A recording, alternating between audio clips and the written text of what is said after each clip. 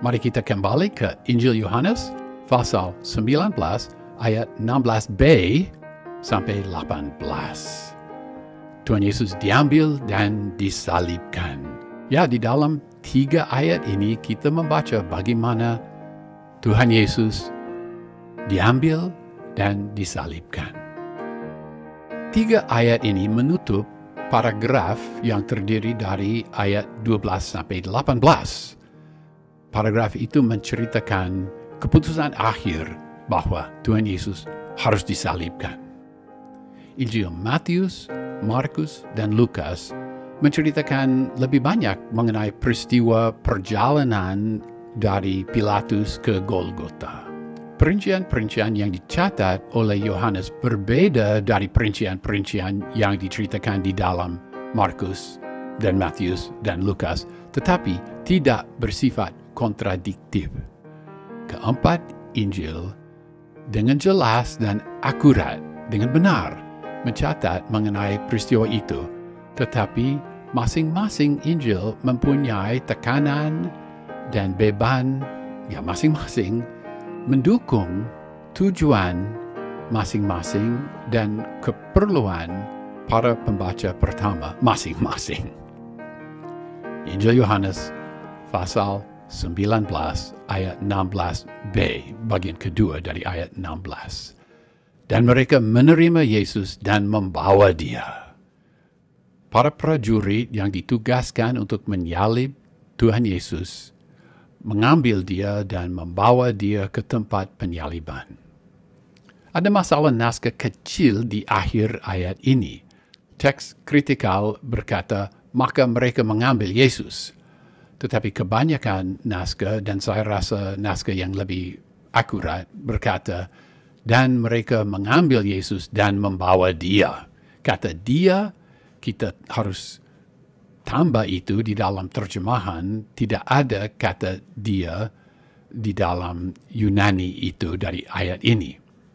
Dan sebenarnya ini cukup biasa untuk kata kerja ini, ago, membawa, sama seperti di dalam ayat ini, tidak ada objek langsung di dalam, ya seringkali dengan kata ago, misalnya lihatlah Matius pasal 21 ayat 2 dan Injil Lukas pasal 19 ayat 27. Sebenarnya banyak ayat memakai kata ago, tidak ada objek langsung. Mungkin pada waktu itu, para prajurit juga mencambuk Tuhan Yesus dengan yang diceritakan di dalam Injil Matius pasal 27 ayat 26 dan juga Injil Markus pasal 15 ayat 15. Sebenarnya di dalam Kekaisaran Romawi mereka mencambuk dengan 3 macam cara, dan 3 cara itu diceritakan di dalam video yang menceritakan Yohanes pasal 19 ayat 1. Pasal 19 ayat 17. Sambil memukul salibnya, ia pergi keluar ke tempat yang bernama tempat tengkorak, dalam bahasa yang dipakai orang Ibrani, Golgota. Sekali lagi ada masalah naskah kecil di sini. Teks kritikal hanya memakai kata tempat sekali, tetapi di dalam teks mayoritas ada seperti saya baca tadi, 2 kali. Menurut tradisi Roma, si korban harus memikul salibnya sendiri. Ya, sebenarnya apa yang dipikul adalah kayu horizontal dari salib itu. Carson mengutip Plutarch yang berkata, setiap penjahat harus memikul salibnya sendiri sebagai sebagian dari hukumannya. Tuhan Yesus mengangkat dan membawa bagian horizontal dari salib itu, mungkin sampai keluar dari tembok benteng Yerusalem. Menurut 3 Injil Sinoptik, Matius, Markus, Lukas, dijelaskan bahwa Simon, orang Kirene, dipaksa mengangkat salib Yesus. Apakah ini bersifat kontradiktif? Tidak. Mudah dipahami. Kita memahami bahwa Simon itu mulai mengangkat salib itu pada waktu Tuhan Yesus sudah berjalan di luar benteng Yerusalem, karena di situ Tuhan Yesus tidak kuat lagi untuk memikul itu sendiri. Ketiga Injil Sinoptik menekankan tema penderitaan Tuhan Yesus Kristus. Maka mereka juga menjelaskan bahwa dia menjadi begitu lemah, dia tidak mampu memikul salib sendiri.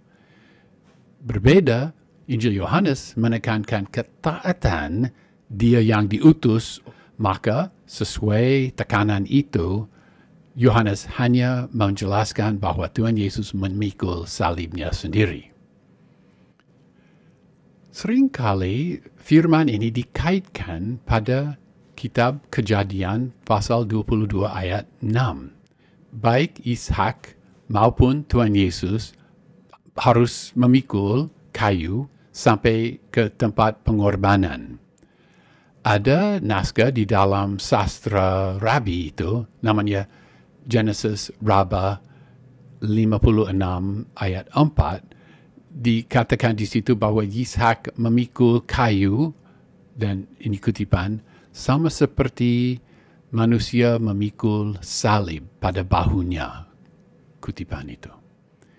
Menurut cukup banyak Rabi, darah korban-korban bait Allah dikuatkan untuk mengampuni dosa oleh karena kerelaan Abraham untuk mengorbankan Ishak.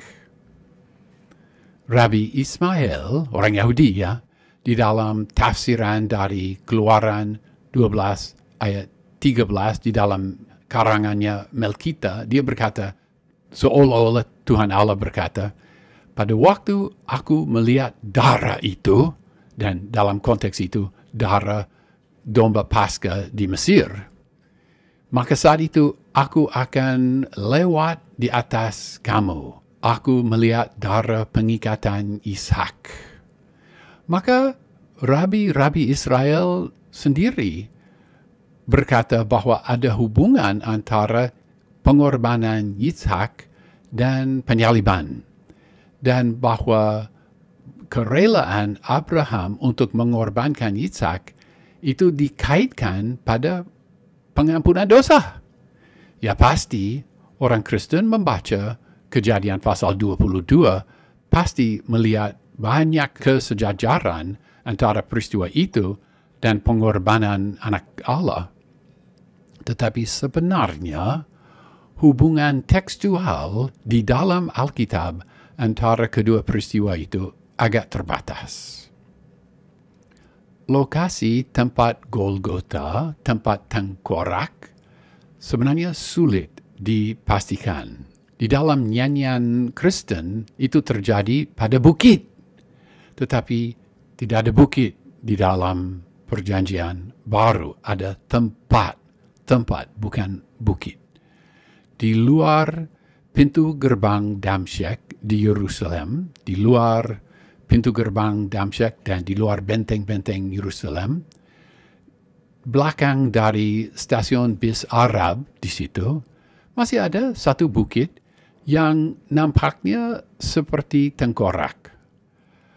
Foto-foto dari bukit itu sebelum stasiun bis Arab didirikan di situ menyatakan bahwa masa kini aspal dari tempat parkir itu menutup apa yang dulu di situ mulut di dalam tengkorak itu.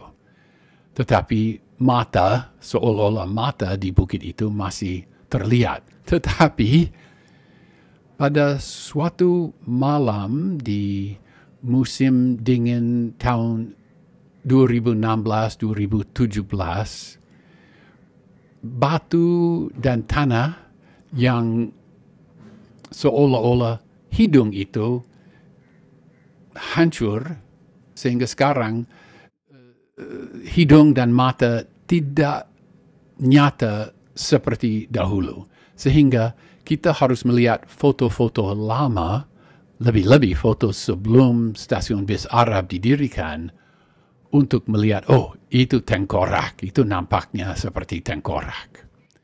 Tempat itu disebut Calvary Gordon karena Charles Gordon mempopularisasikan tempat itu di antara orang Protestan. Dekat sekali pada tempat itu ada kuburan Yahudi diukir di dalam batu itu dengan salib gaya kuno di tembok di dalam kuburan itu. Di luar kuburan itu ada bukti kuat bahwa tempat itu dahulu itu merupakan taman anggur. Ada pemerasan buah anggur di situ. Ada juga tempat penyimpanan air yang diukir dari batu di bawah tanah itu. Tempat itu, ya jelas, tempat itu di situ air hujan disimpan supaya tanaman anggur itu dapat diberi air pada musim kemarau. Tempat itu disebut Garden Tomb atau kuburan taman, dan tidak ada kepastian bahwa itu pasti kuburan Tuhan Yesus Kristus. Tetapi jikalau itu bukan kuburan Tuhan Yesus, ya itu sangat mirip kuburan yang aktual.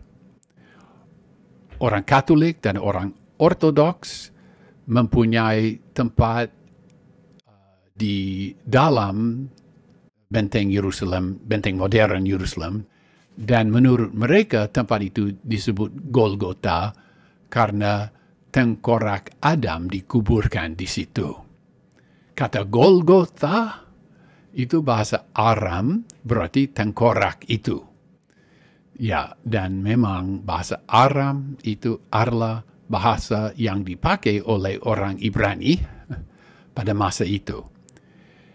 Kata Gulgolet itu bahasa Ibrani yang hampir sama. Dan kata Gulgolet dapat ditemui di dalam Hakim-Hakim pasal 9 ayat 53 dan 1 Tawarik pasal 10 ayat 10. Banyak Kristen biasa dengan kata Calvaria dalam bahasa Latin yang juga berarti tengkorak. Ya, jadi sekali lagi mengenai ungkapan bahasa yang dipakai orang Ibrani, silahkan lihat video yang membahas Yohanes pasal 19 ayat 13 untuk melihat penjelasan yang lebih panjang. Tetapi singkatnya, bahasa yang dipakai orang Ibrani adalah bahasa Aram pada masa itu. Yohanes pasal 19 ayat 18. Dan di situ mereka menyalibkan dia dan bersama-sama dengan dia juga dua orang lain, sebelah menyebelah, Yesus di tengah-tengah. Pada tempat penyaliban, si korban terpaksa berbaring dan kayu horizontal dipaku atau diikat pada lengannya. Sesudah itu, kayu horizontal dan dia yang akan disalibkan diangkat, dan bagian kayu horizontal dipasang pada kayu vertikal. Setelah itu, kaki dari dia yang mau disalibkan diikat atau dipaku pada kayu vertikal. Kadang sepotong kayu dipasang pada kayu vertikal itu menjadi seperti semacam kursi primitif, tetapi kayu itu meningkatkan rasa sakit dan penderitaan karena dengan kayu itu orang itu dapat cari udara lebih lama sebelum dia mati. Keempat, Injil menceritakan penyaliban Tuhan Yesus, tetapi tidak menceritakan besarnya penderitaan penyaliban. Penderitaan penyaliban itu diketahui jelas di setiap sudut dari Kekaisaran Romawi.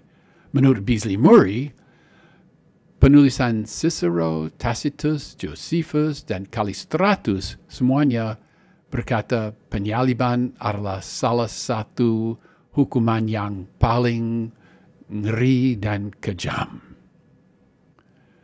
Di dalam Yesaya pasal 53 ayat 12 kita membaca, dengan orang berdosa dia dihitung. Mungkin itulah sebabnya Yohanes menjelaskan begitu rinci mengenai sebelah menyebelah Yesus di tengah-tengah. Mereka pencuri, mereka lestes. Menurut Matius pasal 27 ayat 38, Matius pasal 27 ayat 44, dan Injil Markus pasal 15 ayat 27, mereka pencuri, sama seperti Barabas di dalam Injil Yohanes pasal 18 ayat 40. Hanya Lukas pasal 23 ayat 40 sampai 43 mencatat bahwa satu dari dua perampok itu bertobat percaya kepada Tuhan Yesus Kristus. Ya, Yohanes pasal 19 ayat 16b, 17 dan 18. Ringkasnya, di dalam 3 ayat ini kita membaca bagaimana Tuhan Yesus Kristus diambil dan disalibkan.